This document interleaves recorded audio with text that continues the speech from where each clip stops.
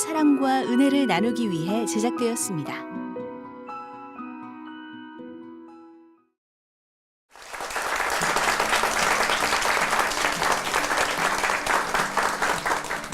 안녕하세요. 시와 감동이 있는 토크 콘서트 반창고의 이동규 목사입니다. 오늘은 여러분께 질문을 한번 드려보겠습니다. 클래식이라는 음악을 좋아하십니까? 긴 역사와 전통이 있고 또 보통 사람들은 학창시절에 학교에서 다 배웠지만 크게 호응을 얻지 못하고 또 일부의 사람들만 좋아하는 음악이 클래식 음악입니다. 그래서 오늘은 아주 특별한 손님을 모셨습니다. 오늘부터 2주 동안 우리에게 이 클래식과 관련해서 특별한 강의를 해 주실 분이십니다. 기초예술, 특별히 클래식과 오페라라는 것이 있는데 현재 우리가 살아가는 이 상황에서 어떻게 하면 이것을 우리들에게 잘 전달해주고 우리가 좋아할 수 있게 해줄까 고민하는 분이십니다. 일명 융합 아트 플랫폼이라는 것을 밤새 고민하시지만 또 클래식계의 이단아라고 불리는 분, 오늘 우리와 함께 할 분입니다. 영상으로 만나보시겠습니다.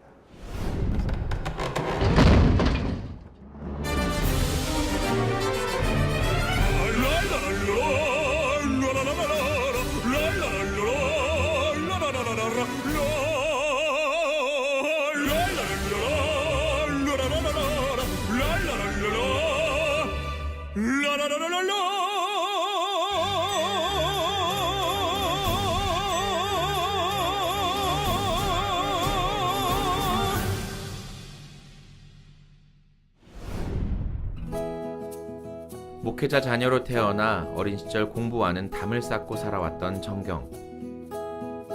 고등학교를 3번이나 떨어진 세상의 문제야. 대학도 포기했지만 어머니의 권유로 뒤늦게 음악을 시작했고 타고난 재능으로 빛을 발하기 시작했습니다.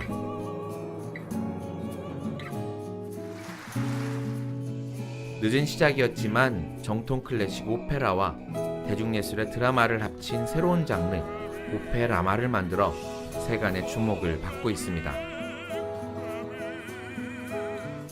오늘이 마지막인 것처럼 이 무대가 마지막인 것처럼 서고 노래한다는 정경의 이야기, 지금 함께 들어보겠습니다.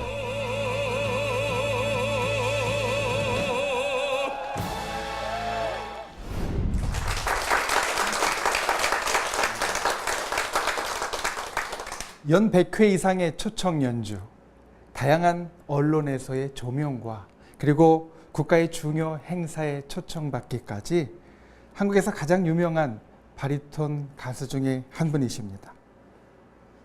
정경 교수님을 모시겠습니다.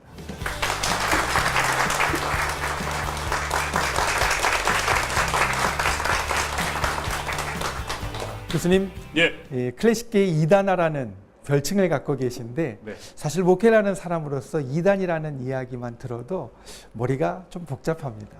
그래도 어떻게 해서 그런 별칭을 갖게 되셨는지 좀 소개해 주실 수 있으십니까? 예, 제가 이제 성악가로 활동을 하면서 단순히 노래만 해서는 안 되겠다. 뭔가 좀 창의적인 활동, 건설적인 그런 실천을 해야겠다라고 해서 여러 가지 활동을 펼쳤는데 어떤 인터뷰를 해주시는 모 기자님께서 이런 생각을 하고 실천을 하다니 참 클래식계 이단아 같군요 라고 해서 메인 타이틀 기사를 클래식계 이단아라고 내주셨습니다.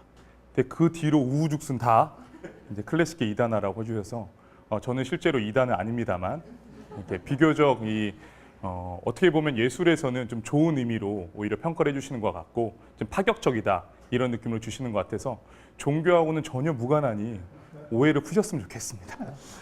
이렇게 훈남이시고 아주 훤칠하신데 별명이 사실은 아주 잘 어울리는 것 같지는 않습니다. 혹시 그 별명이 지금 하고 계시는 오페라마와 관련이 좀 있습니까? 예, 맞습니다. 오페라와 드라마를 제가 융합해서 오페라마라는 장르를 한국에 처음 선보이게 됐습니다. 그 이유는 제가 이탈리아에서 처음 그 할아버지 교수님께 들은 얘기가 너는 한국 사람인데 왜 우리나라 노래를 배우고 하려고 하니? 라는 것에 대해서 제가 대답을 하지 못했어요. 맹목적으로 가서 배우고 우리나라 와서 외국 노래 한다라는 사실을 깨닫고 과연 그렇다면 그들의 문화와 노래도 전파하는 것이 중요하지만 우리나라의 브랜드는 과연 무엇인가라는 생각에 빠지게 됐습니다. 그래서 포괄적으로 먼저 말씀을 드리면 이탈리아에서 온 오페라, 여기서 오페라는 단순히 우리가 알고 있는 오페라뿐만 아니라 지금 목사님께서 먼저 설명해 주신 고전 기초예술 전체를 함의합니다. 춤, 그렇죠, 무용, 미술, 음악, 문학 여러 가지 기초예술과 그리고 지금은 드라마 시대죠. 단순히 TV 드라마뿐만 아니라 포스트 모더니즘 전체를 저는 의미하고 있습니다. 락, 재즈, 힙합부터 모든 음악, 예술을 통틀어서 저는 드라마라고 정의를 했는데요. 그래서 미국에서 온 드라마. 그렇다면 이탈리아에서는 오페라가 왔고 미국에서는 드라마가 와서 지금 온 지구를 휩싸이고 있는데 한국에서는 뭐가 있는가? 그래서 한국에서는 오페라마가 시작되었다라는 슬로건으로 제가 시작하고 있습니다.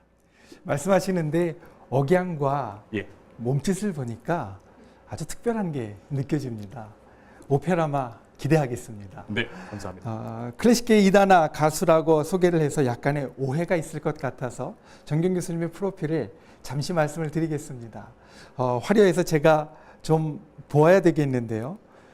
이탈리아 가에타노 도니제티 시립음악원을 졸업하셨고 거기에서 예술 경영학 박사 학위를 취득하셨습니다. 그리고 국내 및 국제 음악 콩쿠르에서 무려 10번이나 우승을 하셨고 대한민국 최고의 오페라 가수들만 있다는 코리아 오페라 스타스 앙상블의 최연소 단원이 되셨고 현재 오페라마 예술 경영 연구소의 소장 및 대학 교수로 재직 중이십니다. 하지만 이런 화려한 이력과는 달리 청소년기에는 상당한 방황의 시절도 있었다라고 이야기를 하시는데요. 바리톤 정경 교수님의 인생에는 어떤 이야기와 노래들이 있는지 우리 박수로 함께 청해 듣겠습니다.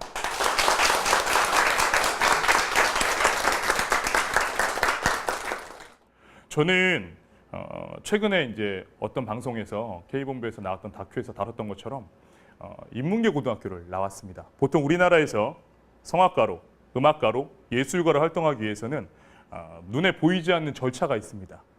예원, 예중, 그렇죠? 또 예술고등학교, 예술대학, 또 이제 미국이나 유럽에 유학을 갔다 와서 우리나라 이제 교수가 되는 게 어떻게 보면 가장 델리케이트한 그런 이제 라인인데. 저는 먼저 인문계 고등학교를 들어갔습니다. 지방 대전에서 인문계 고등학교 들어갔는데 인문계 고등학교 들어간 사실도 참 흥미롭습니다. 그때 당시에 저는 솔직히 공업고등학교와 상업고등학교를 지원을 했었어요. 근데 안타깝게도 성적이 그것도 들어갈 실력이 안 돼서 이렇게 다 떨어졌습니다. 지금 분위기가 굉장히 안 좋아지고 있는 걸 느끼고 있는데 그래서 그때 당시에 굉장히 운이 좋게 충청남도가 통폐합되면서 고등학교가 인문계가 미달이 됐어요. 그래서 제가 이제 미달로 고등학교를 들어가게 됐습니다. 제가 처음에 들어갔을 때 저희 담임 선생님께서 그러셨습니다. 너희는 인간이 아니다. 어떻게 이렇게 미달로 우리 학교를 들어올 수가 있냐라고 굉장히 상처를 주셨던 기억이 나요. 그래서 오늘 반창고에 나왔기 때문에 담임 선생님 듣고 계시죠? 자,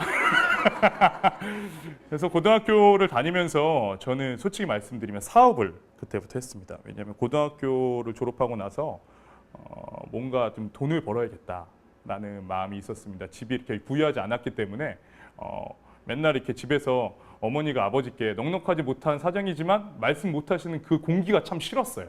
그래서 나는 저렇게 살기 싫다라는 생각을 어렸을 때부터 해서 제가 이제 고등학교 다닐 때 어떤 사업을 했었냐면 군고구마와 뽑기, 뜨기를 했었습니다. 그게 꽤 괜찮았어요.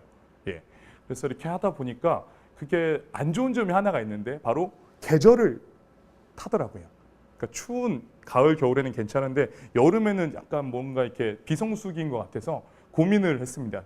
고등학교 3년 동안 내가 뭘 하면 좋을까 하다가 드디어 계절을 안 타는 장르를 발견했습니다. 혹시 뭘까요? 바로 김치입니다. 사계절 내내 우리 한국 사람이 김치를 먹잖아요. 그래서 내 배추 장사 사업을 좀 해봐야겠다 하는 이제 품을 꿈고 부모님께 말씀을 드렸는데 어머니 아버지께서는 처음부터 내놓으셨기 때문에 전혀 문제가 없다고 마음대로 하라고 이렇게 하셨습니다. 그렇게 해서 시간을 보내는데 고등학교 3학년 때 어머니께서 저한테 갑자기 계약 위반을 하셨어요. 그래도 대학을 가야 되지 않겠니라는 정말 상상하지도 못한 그런 말씀을 하시는 거예요. 그러더니 저희가 대전에 있었는데 제 손을 붙잡고 서울에 지금의 저 같은 노래하는 선생에게 오디션을 봤습니다. 저는 성악가로 살기도 싫었고 그리고 노래 자체도 그때 당시 별로 좋아하지 않았습니다.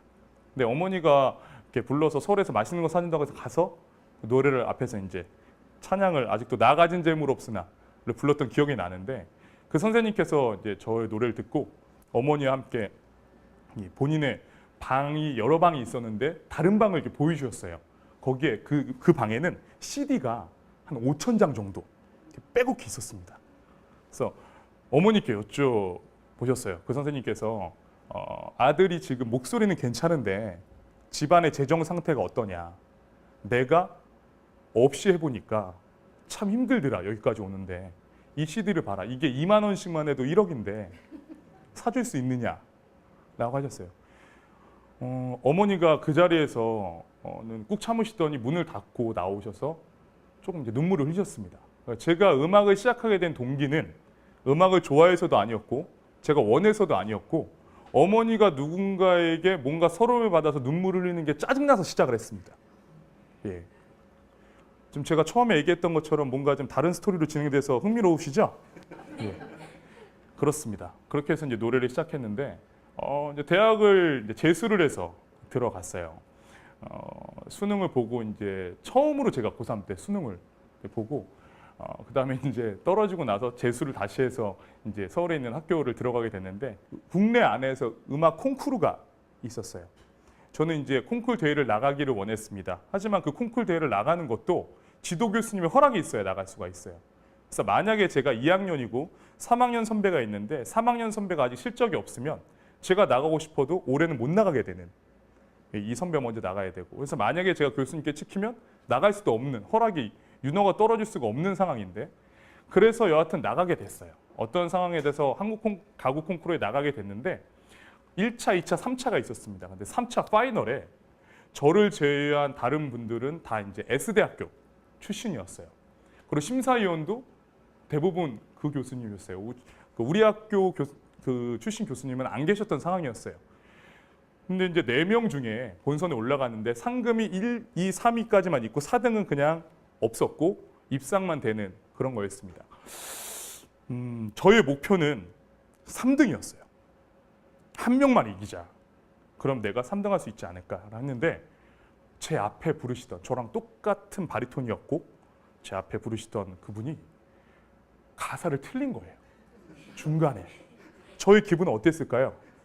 굉장히 좋았습니다. 나는 틀리지 않으면 최소한 3위는 하겠구나. 왜냐하면 입시는 가능성으로 해서 틀려도 뽑을 수 있지만 콩쿠르는 결과기 때문에, 그렇죠? 시험이잖아요. 그런데 놀라운 사실이 발견됐습니다. 저는 그래서 이제 틀리지 않고 불렀는데 아직도 생생합니다. 이 게시판에 지금처럼 컴퓨터가 막 활발하지 않아서 손으로 직접 매직으로 써서 이렇게 나왔는데 저는 4등도 아니라 아예 입상을 못했고 제 앞에 틀린 분이 1등으로 됐어요. 그래서 제가 그날 얼마나 피눈물을 흘렸는지 몰라요. 우리나라의 가장 문제점인 학연, 혈연, 지연, 그리고 제가 대학교, 군대 갔다 와서 처음 경험을 했습니다. 이런 어두운 이야기를 제가 왜 이렇게 싱글벙글 웃으면서 이야기를 하느냐. 이런 부분들 때문에 제가 아마 여러분들 앞에 얘기를 할 수 있지 않나 생각을 지금 하고 있습니다. 제가 솔직히 뭘 안다고 여러분들 앞에 강연을 하겠습니까? 시간이 지났습니다. 그리고 처음에 말씀드렸던 것처럼 이제 뭐 일본이나 이탈리아나 독일에 콩쿨도 나가고 또 이제 공부도 하게 되고 여러 가지 시간들을 보내게 됐는데 우리나라에 가장 필요한 것이 무엇인가? 이제 프로가 되고 졸업을 하고 나와서 보니까 예술가들이 지금 여러 가지 문제에 봉착하고 있다는 사실을 깨달았어요. 저는 예술가로서 제가 어디서 공부를 하고 어느 학교 출신이고 이런 부분들은 저는 강점이 아닙니다. 하지만 이 땅에서 예술을 한다는 것 자체는 가장 축복된 일 중에 하나라고 저는 확신합니다.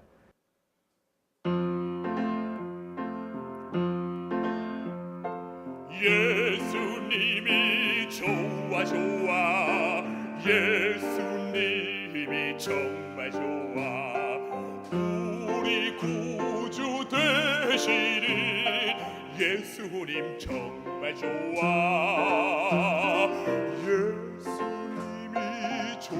좋아 예수님이 정말 좋아 우리 형님 되시는 예수님 정말 좋아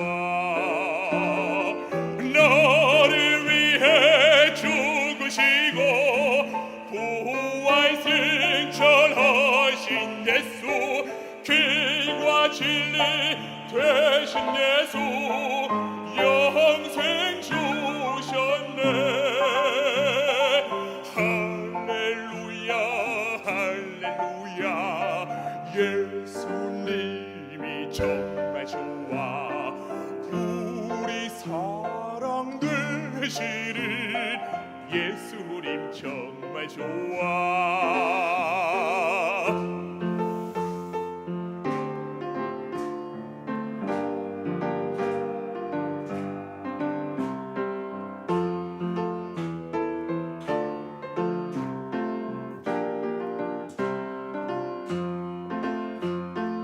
해야 되어 좋으시고 예수와 함께 살고 지세 주님 다시 오시는 날 천국에 가겠네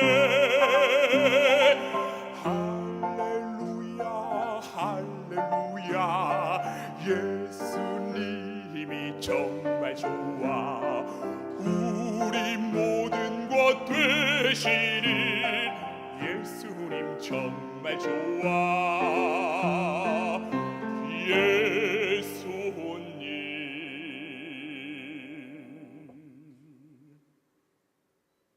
최고요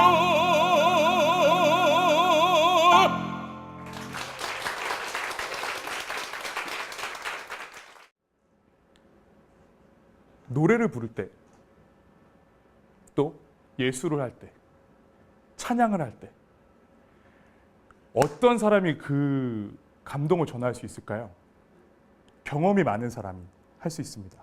여자친구와 헤어져 보지 않은 사람이 결코 슬픈 노래를 부를 수가 없습니다. 그리운 노래를 부를 수가 없습니다. 하나님의 사랑을 받아보지 못한 사람이 은혜롭게 찬양을 부를 수 없습니다. 우리나라는 하나님께서 축복하신 나라입니다.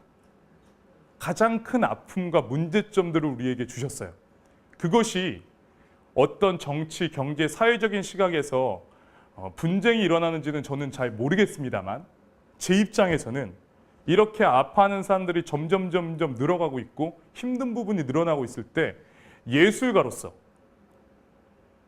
할 수 있는 일이 더 많다고 생각해서 감사하고 기뻐하고 있습니다. 저는 지금 이 순간이 천국이라고 생각을 합니다. 가장 큰 무대예요. 미국에 있는 메트로폴리탄, 이탈리아에 있는 라스칼라 극장보다 더 중요한 무대입니다. 내 앞에 있는 사람에게 제가 파바로티보다 더 유명한 사람이 되는 게 중요한 게 아니라 내가 365, 내가 짝퉁이 되더라도 나보다 잘하는 사람은 인정하고 내 눈앞에 있는 사람을 내가 광대가 돼서 가장 즐겁게 해주는 게 저한테는 천국입니다. 저는 목사 아들입니다. 그리고 지금 교회 지휘자로 있어요. 저는 그렇게 생각합니다. 정경이 지금 하는 일이 저 정도 실력이 아닌데 왜 이렇게 잘 되지? 왜 이렇게 과대평가받지? 저 정도 지금 그게 아닌데 왜 어떻게 대통령 앞에 노래를 하지? 저희 담임 목사님께서 이렇게 말씀하셨어요. 왜 정집사가 이번에 현충일에서 노래를 했을까? 아무리 생각해봐도 성악가 서열 1위에서 100위까지 못 드시잖아요. 사실입니다. 1000위에도 못 들 수도 있어요.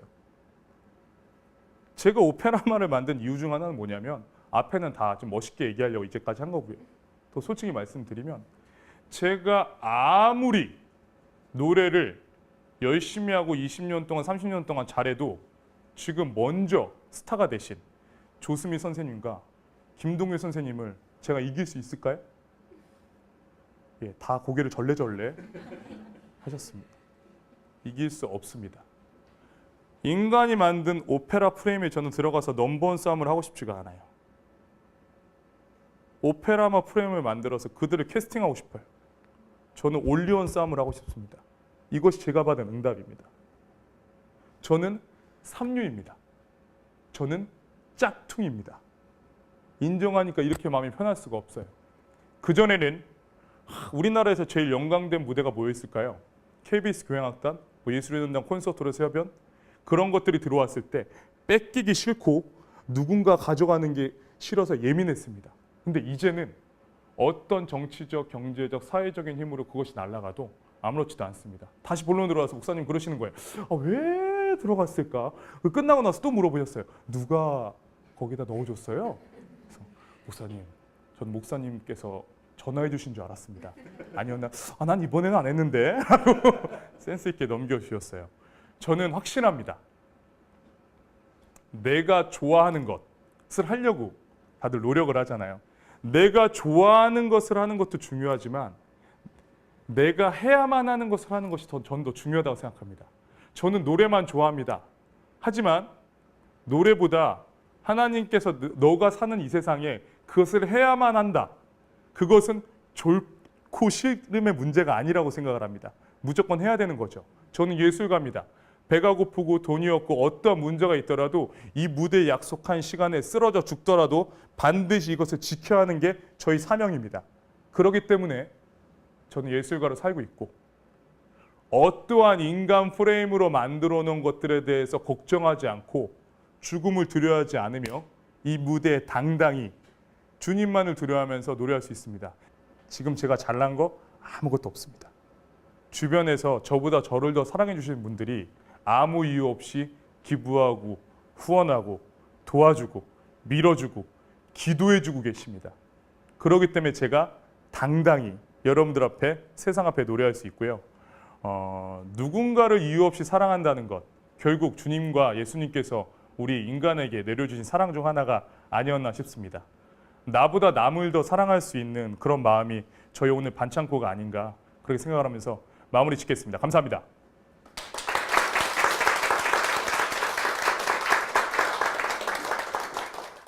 오늘 교수님께서 해주신 말씀 가운데 하나가 이렇게 적혀 있었습니다.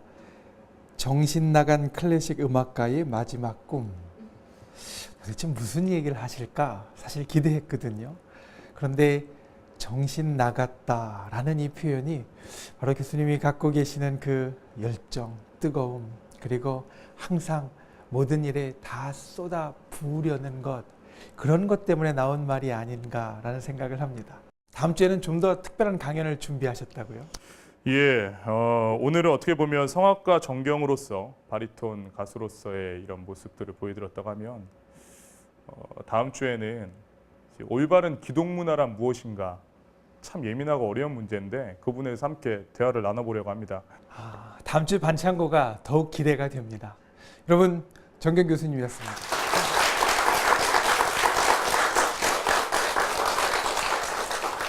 오늘 여러분과 함께 나누고 싶은 반창고, 여러분의 열정이 여러분의 아픔을 넘어설 수 있게 한다라는 겁니다. 치유와 감동이 있는 토크 콘서트 반창고, 다음 주에는 바리톤 정경 교수님을 모시고 올바른 기독교 문화에 대해서 우리가 또한 귀한 말씀을 나누도록 하겠습니다. 정경 교수님의 노래와 함께 반창고 마치겠습니다. 감사합니다.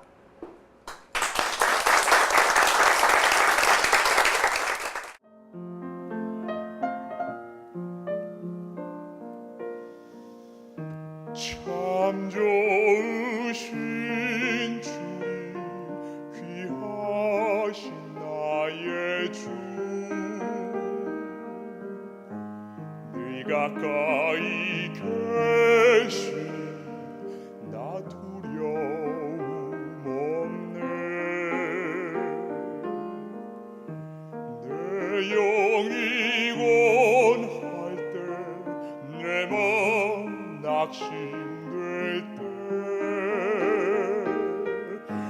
내 품에 안기라 주님 말씀하셨네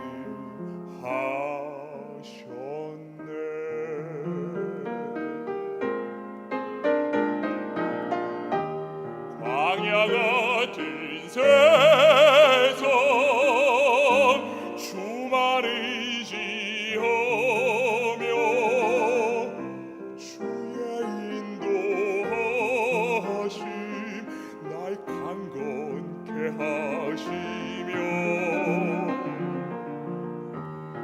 주의 사랑 안에서 살게 하소서. 주만 의지하리 영원토록. 이 방송을 보시고 영상선교에 참여하실 분은 ARS 060-800-1111번을 눌러주세요.